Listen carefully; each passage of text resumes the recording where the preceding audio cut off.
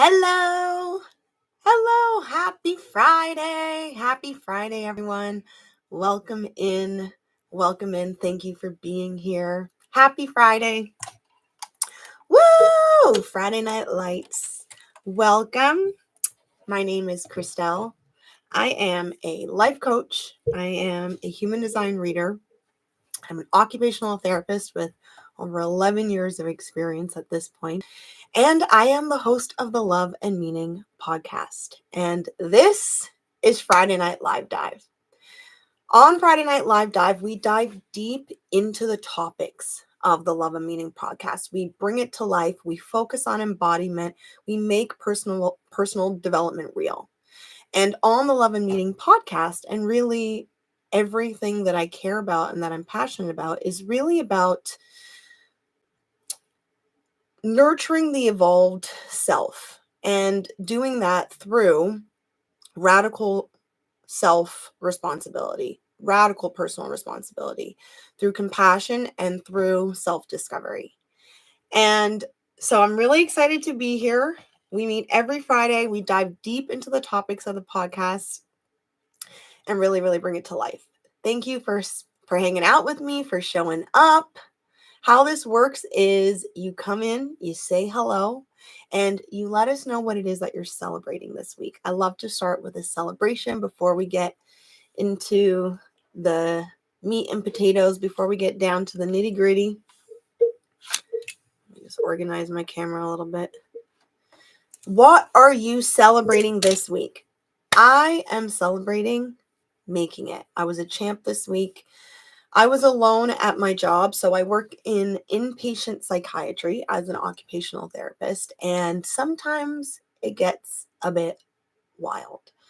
It was a wild week, and I made it, and I'm alone this week because my coworker is on vacation, and I'm really freaking proud of myself. So, for making it through a real wild one, I mean, it's wild all the time, but sometimes it just has an extra kick, and this was one of those weeks. So, woo, I made it. I'm feeling proud of myself. What are you feeling proud of? What are you feeling happy about? What are you feeling accomplished about? What do you want to have other people's energy celebrate with you this week? Let us know in the chat and say hi. So welcome. I'll tell you a little bit of logistics while I wait for people to come in. The podcast drops every Monday at 8 a.m. EST on Spotify, on YouTube, right here on my YouTube channel at Coaching with Cree, and on Apple Podcast. And then every Friday, 6 p.m. EST, I show up here and we bring everything to life. We have a chat, build a community, really make it something tangible and practical. I'm an OT. We're all about function. I love practicality. So for me, my passion about personal development is really nurtured through community, through talking to people, through philosophizing, through contemplation. So this is really all about sharing those contemplations that really deepen our personal evolution. So tell me what you are celebrating. And in the meantime, I will get started with our topic for this week. So the episode that we're covering this week, and mind you, you are welcome to ask me any questions about any episode. This is an opportunity to build a conversation, deepen a conversation about anything that we've talked about on the Love and Meaning podcast. So any question that you have, even if you have a random human design question, you're welcome to write that in the chat and we can have a conversation. This is casual and interactive. And if you're watching this on the replay, you're welcome to write questions right into the comment section. You're also welcome to do this on any of the podcast platforms. And if you ask a question, I will answer your question for you on the Friday Night Live Dive, whether you showed up live or not. So just know that you can ask anything. There's no strict rules here, but it's really about what's meaningful to you. And in the meantime, I'll take the opportunity to share something that's on my heart or deepen an aspect of the podcast that I think is really cool, really enriching, and really has been really impactful to me. Pretty much everything that I discuss, well, I guess everything that I talk about on the podcast has to do with my own personal experiences with my personal development. And lessons that I've learned along the way, as well as ones that I'm currently still learning. Just anything that's come along in this journey of mine, we talk about. So to make that real for you, ask your questions and we can really deepen that conversation. So this week, we are discussing episode number 28. Wow, can't believe that. And that episode is 3 bad habits that keep you stuck. That's what we are discussing this week. And if you see me looking down, I have my notes here, but I also have the chat open because sometimes it doesn't sync up and the platform that I'm on isn't up to date and I can't see your comments. So I just want to make sure that I'm actually, and there goes the volume. I just want to make sure that I'm seeing. Okay. So we are talking about the episode was 3 bad habits that keep you stuck. And those bad habits were 1, worrying. This is all shout out to all my worrywarts out there, worriers out there.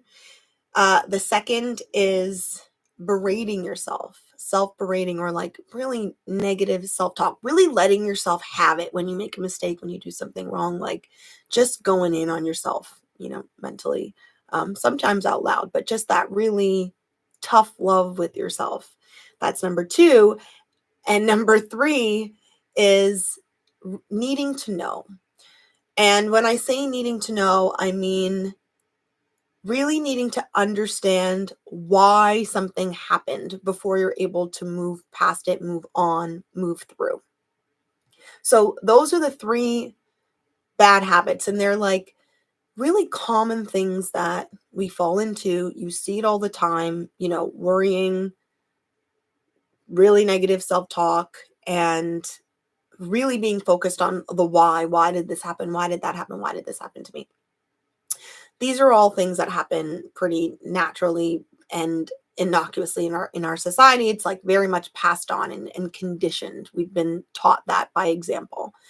And so I want to go into these and really like suss it out and bring it home.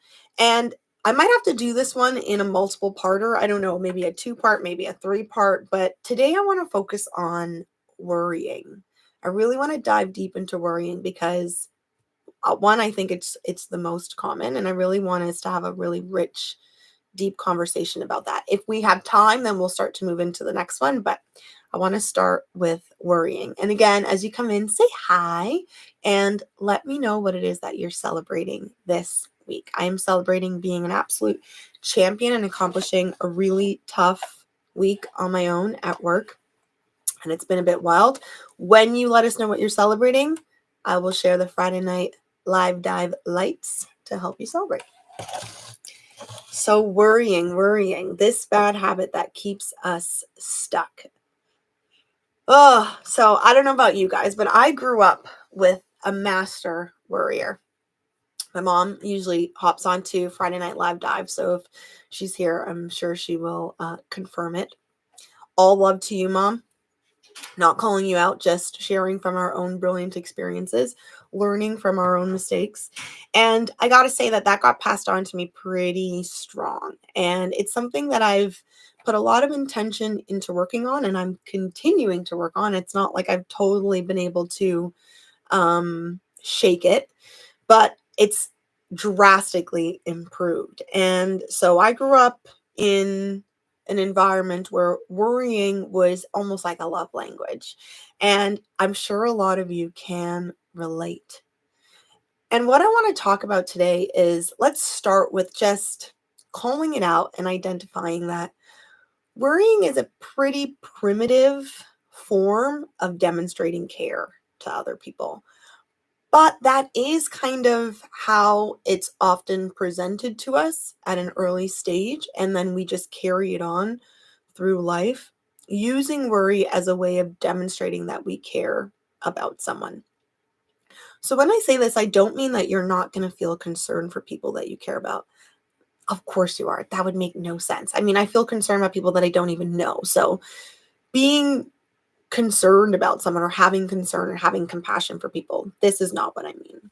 When I say worrying, I mean it's this energy of this kind of like frenetic energy that we place on another person, and it's kind of done in a form of demonstrating care to them. So like, I'm really worried about you. Do I need to worry about you? A kind of like, if something's going on with you and the person and people that you love in your life really kind of fuss over it or draw attention to it by demonstrating that they're worried or using words that tell you that they're worried. You know how this works, right? But the thing is, as a person who's done it, as a person who's received it very, very, like a lot, I gotta say, if I think back to all the times growing up, it was never particularly helpful. I can't really think of a time where I can say that, wow, that worry really made me feel better. Wow, that worry really took care of the problem. Wow, that worry really like added an extra boost to what I've got going on. That's not really how that went down. What it actually felt like was an additional weight on top of what I was already going through. Worrying, the energy of worrying, when we bring that to other people, it's actually like making that other person now carry that emotion on top of the emotion that they're already going through. It makes other people manage your emotions. Happy Friday. Aunt Val says, happy Friday. Happy Friday. If you'd like to share what you're celebrating this week, let us know. We would love to hear it. So does this make sense? Are you guys with me? Are you getting this? That energy of worry, it actually makes the other person now have to manage your emotion in addition to theirs. It really doesn't create a safe space. And the thing is, the guise that we're under when we're worrying is that we are creating a safe space. Like, your thing that you want for the person is safety and wellness. And so the fact that this thing that you're doing does not create a safe space, it's not really a good match. It's not really a good match. But often we don't even think about that. A lot of times, if you grew up around worriers, you just do it. And you actually think that you're showing people that you care. I personally would much prefer that someone say to me, I care about you, if that's what you're trying to convey, rather than I'm worried about you. And if you do have concern for me, I would much rather that person share. I mean, if this is like a life or death situation, sure. But we use it really loosely all the time. I would much rather that person, if you do want to be helpful, find a way to be supportive and helpful. And their worry doesn't really do that. So I thought of the weirdest example today.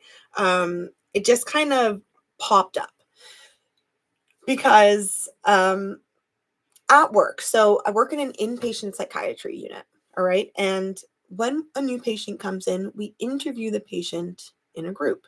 And on an inpatient psychiatric unit, I'm dealing with severe mental illness. So for those of you who might not be familiar with severe mental illness, this often involves psychosis.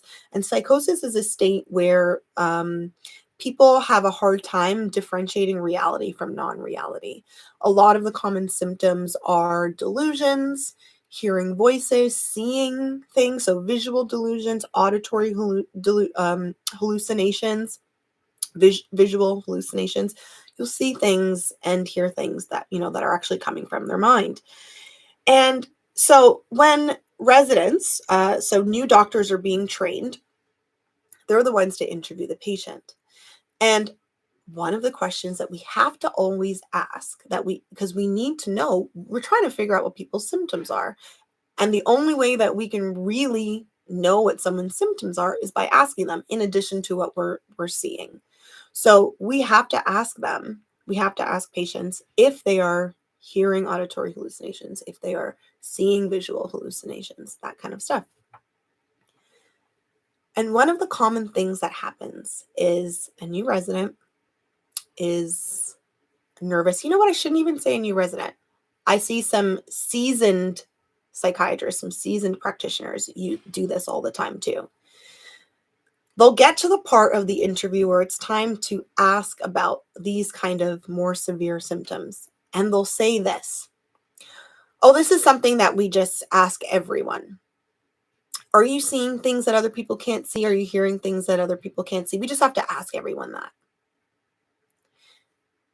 If somebody asked you that in that way, how would you be inclined to respond?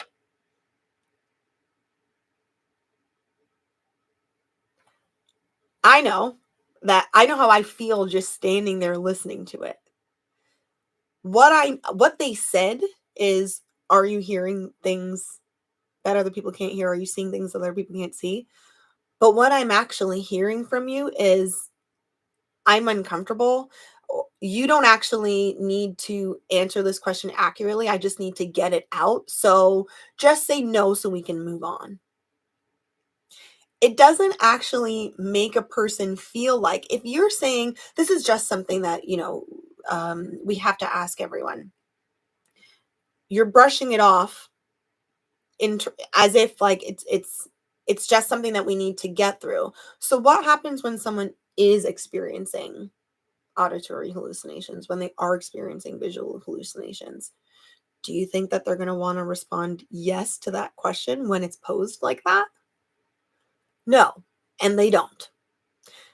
But what will happen is, in the very same interview, the same conversation, I don't mean that we walked away and we came back. I mean the same conversation. That practitioner at some point will say, all right, I'm done. Does anybody else want to ask questions? And another practitioner will come in, someone with a little more skill, finesse, self-awareness, emotional intelligence, will ask the question as if it wasn't already asked and say, sometimes some of the things that people experience is they'll be alone by themselves and they'll hear voices, or they'll hear things, or they'll see things. Sometimes it's like a shadow in the corner of the eye, or movement, but you're alone in the room. And so you know that there's no one else there. Does that ever happen to you? Do you ever experience anything like that? And the same patient that just said no will be like, yeah, that does happen sometimes. And then they'll start to build a conversation. Why? Why did they answer yes here and no to the first question? It's because there was actually no space. We actually didn't foster a space for that person to feel safe enough to be honest and to be open. And the thing is, that practitioner that labeled their question with, oh, we just need to ask this to anyone. They do it the same thing with substances, right? We just need to ask this to anyone. Have you been using any heroin, any cannabis? Oh yeah, I'm really going to tell you now. We just have to ask this to anyone. The reason that they asked that, and they're saying we just have to ask this to everyone, they're saying it under the guise of, I'm going to let this person feel more comfortable about letting me know about this deep, dark secret that clearly I'm judgmental of, that clearly is super taboo, that clearly is just weird. That's why I have to label it in this way. I'm going to let them down easy and ask it in this way. This is what they think they're doing. But what they're actually doing is managing their own emotion. They are uncomfortable with the question. They are uncomfortable with the conversation. They are unable to manage their own maybe face or whatever other emotions come up when they have to ask a person something that they feel maybe judgment around or embarrassment around, whatever it is. They're managing their own emotion under the guise of, I'm going to make this easy for you. This might seem like a really adjacent example, but this is the same thing that happens when we're worrying over people. It seems like it's about that person, but it's actually about your emotions that you're uncomfortable about. It's actually about what that person is making you feel. And the words that you're choosing, the way that you're expressing yourself, you're under the guise that this is about showing them that you care, but actually what you're demonstrating is that you're uncomfortable. And then now that person is put into the position of managing your discomfort in addition to theirs, because if you're worried, maybe there's something going on.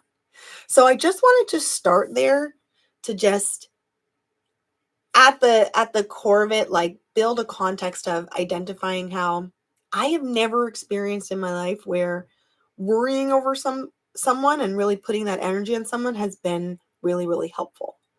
And then now let's step into the conversation that the podcast was all about, was how it's actually a really good distraction from your own growth.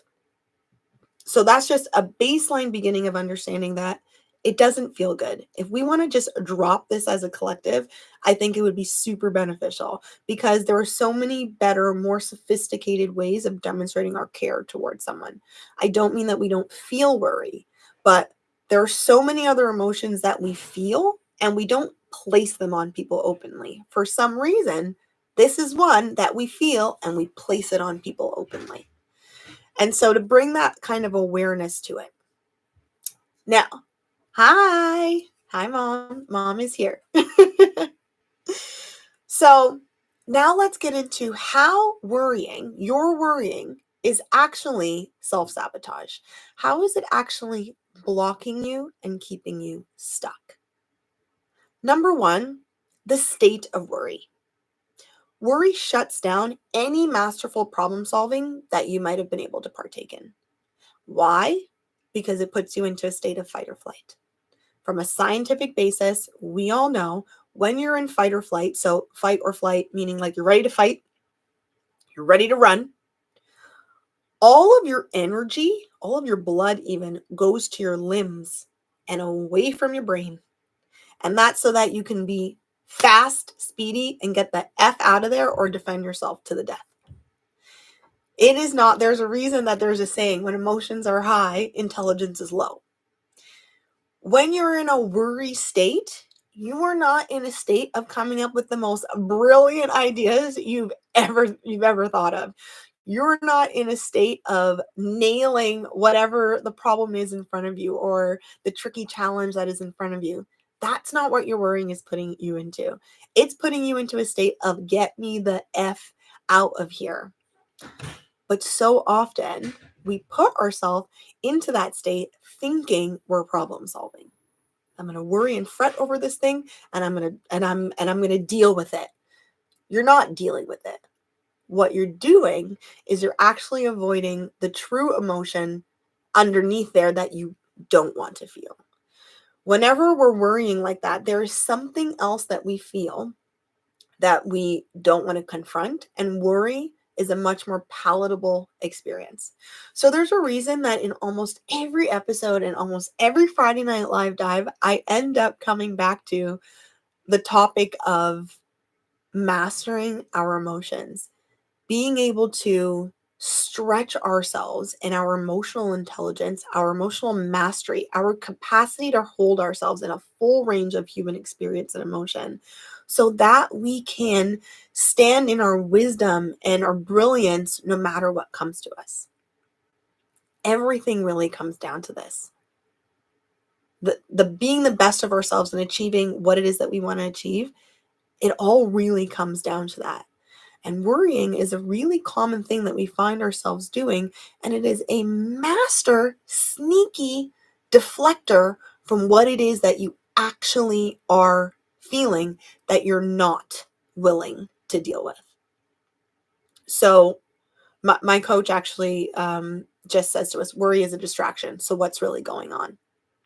And I love that, because I can ask myself that question anytime I find myself in there. I get to the real source of the problem, and then I get to move through it. So instead of us thinking that we're doing something and worrying, we could actually be doing something. So what are some examples of this? And I mean, there are so many. A really simple one for me was my podcast, starting my podcast. I worried and fretted over it for the longest time. What did I tell myself I was doing? I was preparing. I need to learn this. I need to do this more. I need to learn that more. Not ready. I'm preparing. Is there preparation for it? Absolutely. I could have done that really quickly. So I think that's a pretty common one that we can think of, that if there is an activity that you want to do that feels like it's a stretch, it feels scary, we'll often get into a state of worrying. And really what we're doing is we're stalling. We'll think we're preparing when you're actually not taking the steps to truly prepare. Furthermore, the best thing that I could have done is just started and figured it out as I went, because I had to end up doing that anyways. So that is a really simple example. Another example, and this might be a little bit more triggering. So trigger warning for substance use for anybody out there. I'm bringing up this example because I was confronted with it. It's something that I'm confronted with at work often. So on an inpatient psychiatric unit, we have severe mental illness as well as substance use disorders. And so another pretty clear example of where this shows up is in parents with the parents of children with addiction. And I don't mean like an actual child. I mean like a person, their parent, for example.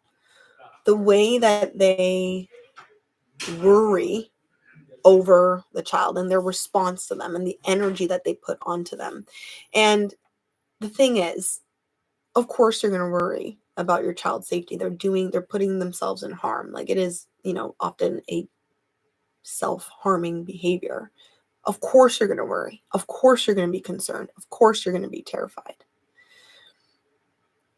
But the energy that they're often in, this fretting energy, this fussing energy, this neurotic energy that they're placing, and often it comes with a lot of enabling. There's a lot of worrying. I'm worried about you. So like, I'm giving you all of these things. I'm giving you money. Which they're spending on drugs.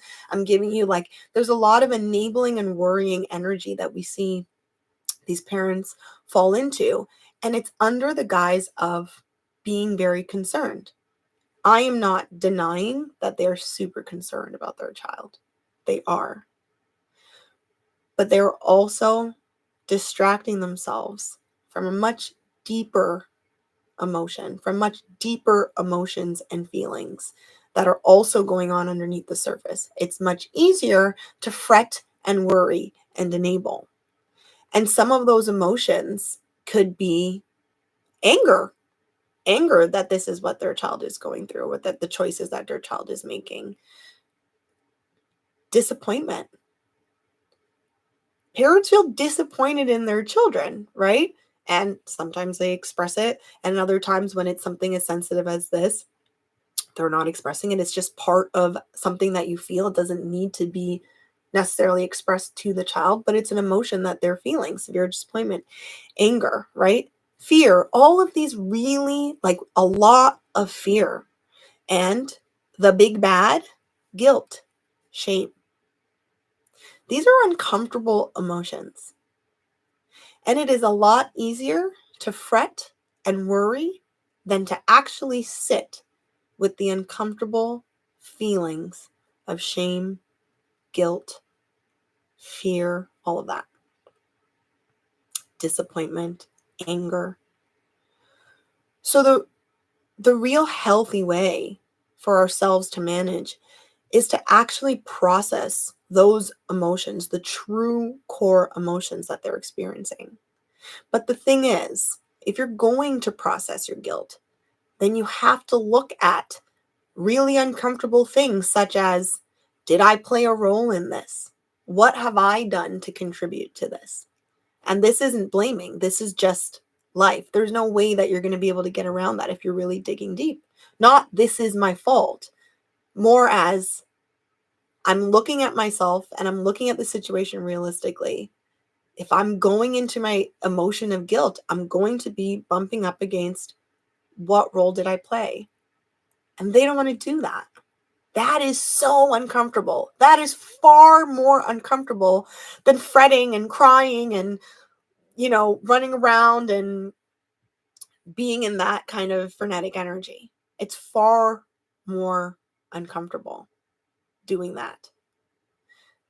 The thing is, once you actually process those emotions, you can get to a place where now you are in good emotional health. One, you're actually demonstrating that as a proper example to this person, this adult person who can make choices for themselves, who at the end of the day needs to make these decisions for themselves.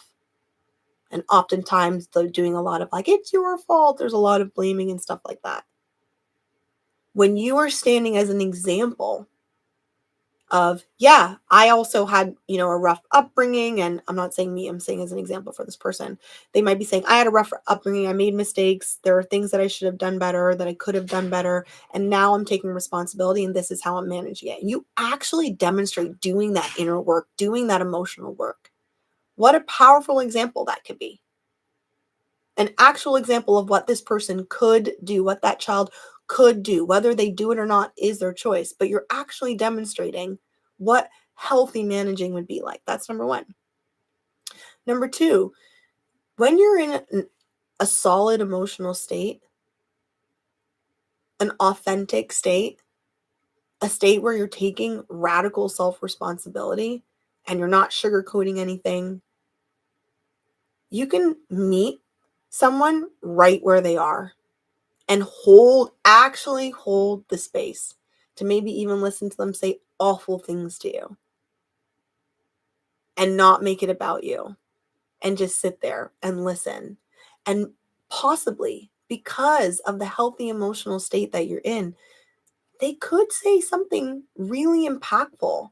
They could show up in a way that's really impactful and supportive to their kid who's suffering and going through a lot of stuff. And maybe that might have a really strong positive influence. But we can't do it in this hyper worried state. So I know that was a bit of like a darker example, but oftentimes you will see that we're doing this subconscious thing. So that parent is doing this subconscious thing of, you're suffering, I feel terrible, so I'm going to suffer too in this worry, and then we're going to be a match.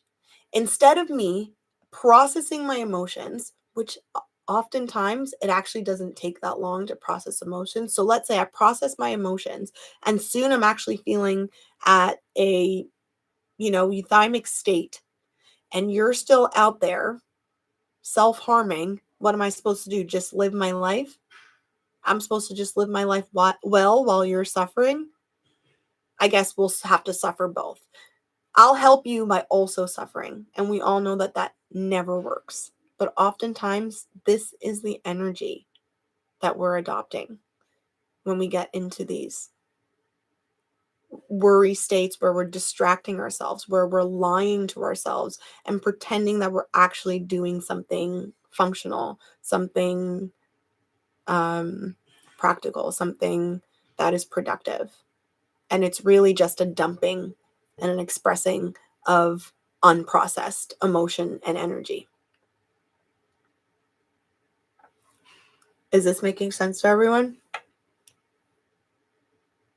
Where are you finding yourself that there's something that you know that you need to do? Think about the things that you procrastinate. Think about the things that really give you some anxiety, and you find yourself just being in this worried cyclical state rather than actually making moves towards what it is that you want to do. Sure is. Okay, great. Another common example, I hear this a lot. People who do a lot of worrying at night and let's say stay up all night and have issues sleeping due to just overthinking and worrying. And a lot of times it's about work. My coworker has dreams about work. Oh God. No, thank you. But you can't control what the dreams, but actually finding yourself in this rapid cycle worry state about work. Now tell me, if you stayed up all night worrying, when has that ever helped you nail it the next day at work? You know what? I worried over this for the last 8 hours. I'm ready. Like, when has that ever been the case when you get into work the next day? It's not. It's not. Nevertheless, how many people continuously find themselves in that cycle? And the reason the cycle continues is because, again, it makes you think you're doing something. I'm problem solving. I'm preempting problems. And I'm solving. I'm demonstrating my ability to do this. I've got this. I've practiced. And now you're just actually exhausted, super anxious, and definitely not anymore prepared. But we still do it. And oftentimes, that comes down to imposter syndrome. And it was the exact same thing for me with the podcast. My procrastinating in starting my business, my procrastinating in starting the podcast, imposter syndrome. Like, who am I to do this? What if they make fun of me? I'm going to be so embarrassed. I don't know enough. I don't have anything to say. What if everyone hates what I have to say? These are the kind of thoughts, It's the same thing oftentimes when people are having imposter syndrome with their jobs. Why is it that if you read so many different articles, so many different studies, so many different books, it doesn't matter if we're talking Jeff Bezos down to, I don't know, the guy who is, just finished his electrician certificate in trade school and is now going on to the job. I can't do this. I'm not ready. I remember how I felt when I graduated my master's for occupational therapy. Every single one of us in our class was like, I can't do this. We're not ready. Anxiety. And the thing is that imposter syndrome that we're feeling, we're not actually going to manage it and deal with it. We never deal with it. How come it hasn't gone away with all of your worrying? How come it hasn't solved the problem? Tell me the problem that you've solved. I would love to hear anybody tell me the problem that they've solved with their worrying.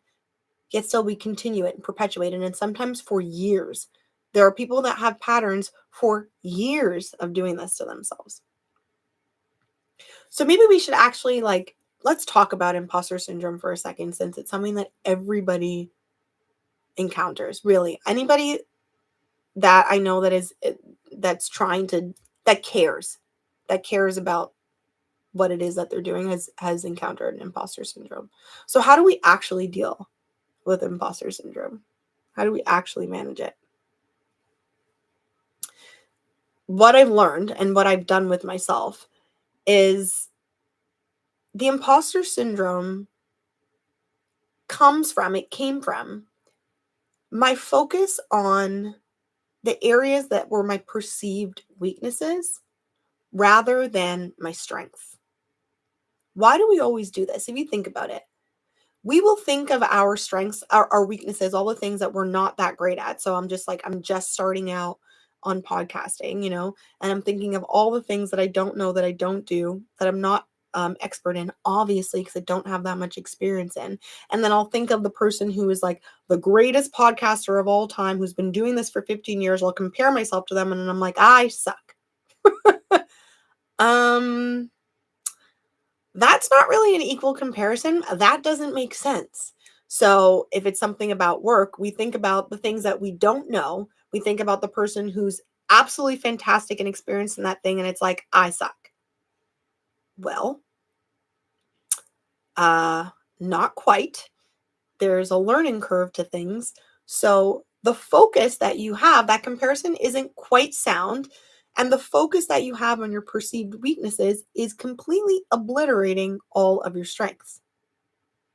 If we actually focused on what our strengths are, what we are bringing to the table, you don't feel like you've got nothing to offer. You feel like what you have to offer and the rest you have to grow. There's always learning. There's always more to learn. There's always more to gain experience in. But you also got hired because you have strengths. You also got hired because you have skill sets, because you're great at certain things. You're fantastic at certain things. And we just completely forget about all of those things as soon as we get into that state of like, oh my gosh, I can't do this. I'm not ready. I can't do this. We totally forget that we actually have skill sets that people hired us for, and that we chose to do this. So for me, imposter syndrome comes down to squeaky clean energy. And to me, squeaky clean energy means coming at things realistically. If I am about to get on a camera and talk about something I absolutely have no idea about and pretend that I do, you best believe I'm not going to feel very good about it, and I'm going to feel terrified, and I'm going to have imposter syndrome, as I probably should. But that's not squeaky clean energy. Why would I come on here and talk about something that I don't know, understand, or have experience in, or I'm not prepared for? And if that was the case, why would I pretend that I then did? I would be much better off saying, I love this topic. I don't have a lot of experience or know anything about it, so I'm going to do a lot of research on it. But I would love to hear what anyone else's thoughts are. Maybe we can have a back and forth conversation. But you know what I do know a lot about? You know what I have experienced? This. And then we talk about it. That's squeaky clean energy. I don't need to pretend that I know something that I don't know. I don't need to be afraid to not know something. A lot of times we're afraid of not knowing. Since when have we had to know everything? Also, since when was that possible? Since when was anybody able to do that? Only never. And you didn't get hired for that, I promise you. And this expectation that we have that people think that we're supposed to be perfect, that's on us. That is not them. That's us. You are the one who's thinking that you're supposed to be this perfect, flawless being in your relationship, in your job, in your all of it. They aren't thinking that. They don't have that expectation of you. That wouldn't even be a smart business practice. If that is the case, you probably shouldn't be working for that company, because that doesn't sound like great management. They know where their strengths are, right?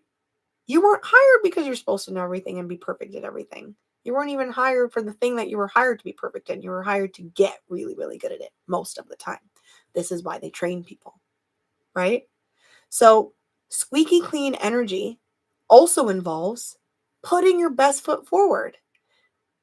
When I was in high school and I didn't study for a test and I felt absolutely terrified, yeah, I felt absolutely terrified because I was not prepared. When we are actually prepared, when we actually put the work in, when we actually do what we need to do, and you show up on your job and you show up whatever it is that you're doing, like when I show up here, there is no imposter syndrome, but there might be fear. There might be anxiety. There might be, fear of being judged. There might be perfectionism that pops up that we often deal with. But we have the consciousness to know that that's what those things are. They aren't actually based in reality. And so this idea of imposter syndrome, I'm not an imposter because I am not imposing anything that isn't true. I'm simply showing up in the skill set that I own. So, one, I think that a lot of people would see a great diminishment in their imposter syndrome if we start being okay with just being open and honest about what we don't know as well as what we do know. I don't feel any need to pretend that I know something that I don't, because I'm actually interested in helping people. And me making something up or me kind of bullshitting my way through it, that's not for you. That's not for my client. That's not to be of service. That's for me and my ego. So imposter syndrome, which a lot of us experience, a great way to come at it is from the idea of squeaky clean energy. What do I know? What don't I know?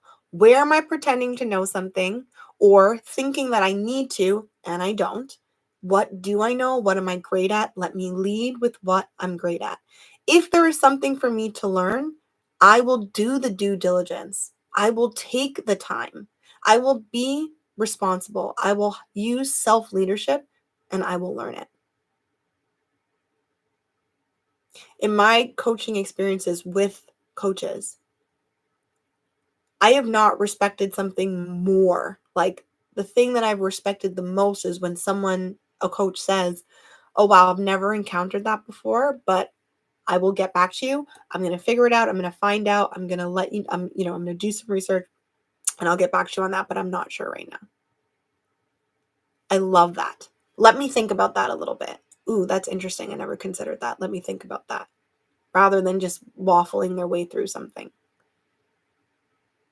If we really think about it, the thing that makes us feel uncomfortable is needing to know something that we don't know. You don't need to know anything you don't know. But you're very welcome to learn. If you can come at it from that perspective,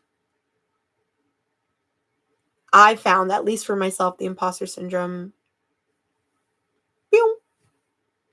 it went right down. Anxiety? Nervousness? Sure. Of course. It's scary putting yourself out there. It's scary potentially having somebody be like, I didn't like that, or ask you a hard question.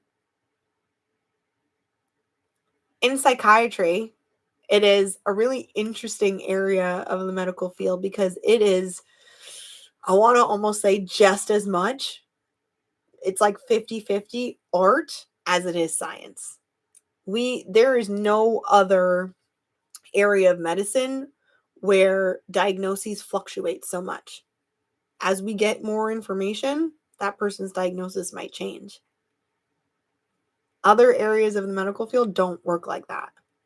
It's like, it's this, it's that. I mean, obviously, yeah, you can, I got a second opinion. Yes. But I mean, in psychiatry, it really is, we are fully aware of the fact that, like, I don't know, but the information that I have right now, I think this is what's going on. There's quite a bit of trial and error going on. The best psychiatrists that I've encountered teaching younger psychiatrists, their interns, are the ones who are so fully open and say, I'm not sure. I actually don't know what's going on right here. I need more information. We'll just have to assess. I think this might be what it is. I think we'll start with this medication, but I'm not really sure, and we'll see how it goes. Those are the ones that really train master doctors. Because in this field, a lot of egos exist, and a lot of people don't like to say that they're wrong. And that can be a dangerous thing. I get to see examples of where that can be a dangerous thing. In medicine, it can be a real dangerous thing if you don't like to be wrong. But on a less severe level in our lives, it is a pretty dangerous thing to put yourself in the situation, in scenarios where you feel like you can never be wrong. Parenting. Think of parenting. How much of a long way does it go for a parent to say that they're sorry, I made a mistake, especially to a child? That was unheard of back in the day. You never admit that you're wrong. You do it because I said so, whether you were talking shit or not. Come on, you're human. Everybody doesn't know everything. There's no way that just because we're little kids, we look at our parents and we think they know everything. No, they don't. No, they don't. They're figuring it out as they go. But in order to, like, withhold that dominance, like, this was the old-fashioned way of being, how did that make those kids feel? It didn't. It wasn't great. So that's like the same kind of energy, this idea of, like, I can't get it wrong. So when it comes to imposter syndrome, it is best to just deal with that thing head on. Why do I feel this way? What is it that I'm afraid of? Where is it that I can do more learning? What are my strengths? How am I leading with my strengths? And whatever our perceived weaknesses are, you can either build them or start respecting ourselves and speaking to ourselves in a much kinder way. Let me know if this is resonating, if this makes sense.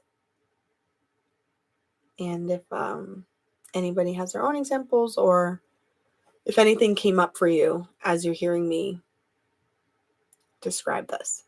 I thought we would we ended up going into imposter syndrome because I really do feel like at the basis of a lot of worrying, oftentimes that is what the actual issue is.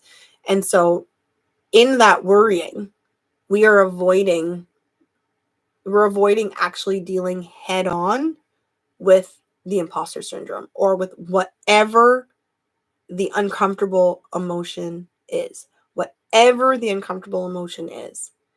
It's so much easier to stay in the state of worrying rather than to just deal with it head on, rather than to just say, I feel a lot of guilt. I feel a lot of discomfort. I really don't want to actually touch on the root of what the problem is here. And so I'm avoiding that. It's much harder. Or I really don't feel like putting myself out there. So I'd rather just worry rather than make steps forward. So this is why this is such a big one. This is such a big topic about how we stay stuck. If you think about the issues that, become perpetuated patterns, this is a really beautiful way to stay stuck. And we put it on other people. It's so much easier to put the emotion out like that, or cycle in our own head, but it still stays like here rather than down here where we actually make moves. We stay exactly where we were. Exactly where we were. It is so much more powerful. When I started the podcast, for example, it was so much more powerful for me to be like, I am afraid. I am nervous. And I hit record. I acknowledge that I'm nervous. I'm going to process my emotion by acknowledging what I feel, sitting with it, let it run through my body. I do all kinds of somatic practices. I do breath work. I squeeze my thumbs. I push on our washing machine, like using like your muscles to like really like move emotion through you, anger and stuff like that. Like this is how we actually pass emotions through us, and then you move. And then you make the move. It was so much more effective to just acknowledge instead of worry and fret over what I haven't done yet and how much I don't know and how not perfect I am and how bad I am at technical things and how difficult this process is going to be. Instead of doing all that, it's like, I'm scared. This is new. And here we go. It was real. That was the real and raw place that I was. And I put the real and raw into the podcast. And then I just learned as I went along. And now I know how to edit a podcast. Now I know how to upload onto the Apple podcast system. Like, you learn and you figure it out. And there's so much more that I can do to develop with the podcast. And I will. But it doesn't have to hold me back. So where in your life, where do you find yourself as a go-to place? Your first resort is to just worry and fret and kind of run around in a circle rather than go to your destination. Where, instead of dealing with your own emotional experience, do you bring worry and fretting to the people that you care about in your life and think that somehow you're either expressing to them how much you care about them or having them take away you're trying to give away your anxious energy that you don't want to hold on your own? Where is there something that you really, really want to try that's new and uncomfortable and out of your depths and maybe exciting and awesome, that you see other people really, really nailing and being amazing at, and you're like, I'm just this little baby toddler version. And so instead I need to learn one more thing, or I need to think about one more thing instead of just making a move and starting. Where can you actually stop wasting energy? Our energy is our fuel, okay? Energy is our fuel. Take it from a projector with my inconsistent energy. Energy is fuel. I don't have it to waste. And worrying takes your freaking energy, your mental energy and your physical energy. It wears you down. It also ages you. So for my vain ones out there who want to keep wrinkle free, it even takes energy out of your skin. Where are you doing this instead of using your energy to address the problem, to grow, to expand, to be honest with yourself, to show up as an actual support for somebody else? If you really do have concern for another person, find a way, and you care about them, find a way to be helpful.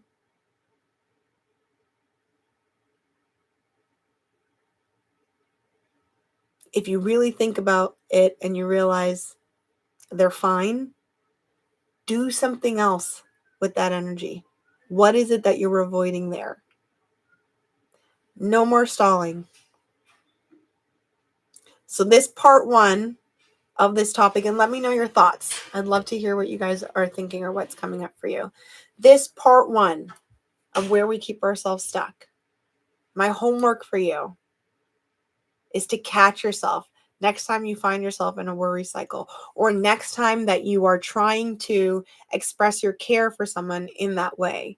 What is a more sophisticated way? What is a more emotionally intelligent, emotionally masterful way that you can show up for yourself and you can show up for other people? And for the parents out there, the ones who are parents, are there places that you can give your child a little bit more autonomy, a little bit more credit? And even if you are anxious for them, you don't necessarily place it on them and you see what they can do. I remember listening to, this is actually a human design teacher, talking about her young son, her youngest son, who has a very different energy type than her. And he's a little boy, so he's adventurous, and he's like jumping from here to there. And there are parts of his design that, that make him really like, he tries things and he has a lot of energy. And she's like, I want to say, like, let's say he wants to jump from this jungle gym to that. Like, he's like this big leap and he's like this little, you know what I mean? And she's like, I just want to be like, oh my gosh, don't do it. I think it was actually like a chair to, he's jumping from a chair to something else. And she's like, I have to be so conscious of myself. There's one thing where it's like you're running in front of a car, right? That's a different situation. She goes, but I want to be so conscious of myself and what my emotions that I'm feeling with his design, knowing that he's meant to do big things and he needs to be brave and he needs to be courageous and to teach himself that he can try things, that he's autonomous and all of that. I want to be so careful of where I'm not holding him back and teaching him from a really young age that you can't do things that seem like a stretch. And so she's like, I'm here and I'm freaking out. And I'm like, you're not going to make it. She goes, then he freaking made it. I mean, he jumped and I was like, oh my God. Well, would you look at that? We both learned something, So I'm not saying to let people get hurt if you have the ability to avoid that if in a really dangerous situation. But it's so much easier sometimes if you really think about it. The times where you're like, no, don't do that. It was about your energy. It was about you. It was about your inability to be able to hold that emotion. But what did it teach the other person? What did it do for the other person? And then in the same vein, where are we doing this to ourselves? Where are we using worry to keep ourselves in the same place, to keep ourselves stuck, to not try something new, to not put ourselves in a position to be even more uncomfortable or to avoid what's really, really going on and deal with it head on? So underneath this entire lesson, this entire conversation is really a conversation of emotional growth, strength, being able to really hold your emotions full range and learn to do that. And that is probably the most impactful endeavor that you can take on. The most impactful thing is to really learn how to hold yourself through difficult things, because there's nobody who is highly effective in life, highly impactful in this life, who doesn't encounter discomfort and manage. it is actually a major part of life. So it's kind of amazing how we're constantly trying to avoid that. This channel, my podcast, it's for visionaries. Because if you're even taking a minute to be here with me and talk about personal development, you're thinking about yourself and your life in a way that the majority of people are not. So let's take it one step further and remove these really common ways and really easy ways that we keep ourselves stuck and blocked from showing up in our highest potential, showing up and doing things that we can amaze ourselves with. So that is the lesson for this week. I would love to know your thoughts. I would love to know your own experiences with this. Are you a worrier? Go ahead, raise your hand. No shame. No shame, no blame. Just personal responsibility up in here. You can be a worrier loud and proud. I'm changing right there along with you. But I would love for you to share and let me know. If you're watching on the replay, just type any of your questions or comments into the comment section. And I hope that you have a wonderful week. I'm sending you so much love for a beautiful weekend. New episode of the podcast drops on Monday. You know I am. I know. Mama Bear is here proclaiming herself loud and proud. And what a beautiful example of showing up for yourself, I have to say. Extra kudos to you, Mom. You're just, you never fail to be such a beautiful example of not having to be perfect, but continuously working on improving yourself and showing yourself that you can grow at any stage and any age. So Friday Night Lights from my mama. The new episode of the podcast drops Monday, 8 a.m. EST. Check it out. And if you are interested in one-on-one coaching, the link is in the show notes here. It's also on my Instagram page in the bio. My Instagram is @coachingwithCree. Follow me. Just come hang out. And if you find these chats, if you find anything that I share, anything that we talk about really helpful, really impactful, really helps you to deepen your personal evolution, please share. I really do appreciate that if you do share, because the more people that are able to step into their own growth, the more of a beautiful world that we are co-creating together. So yeah, it would mean the absolute world to me if you share. Turn on your notifications so that you can come and hang out with me every Friday. I love you all. Have a wonderful weekend. I see you next time. Ciao, ciao.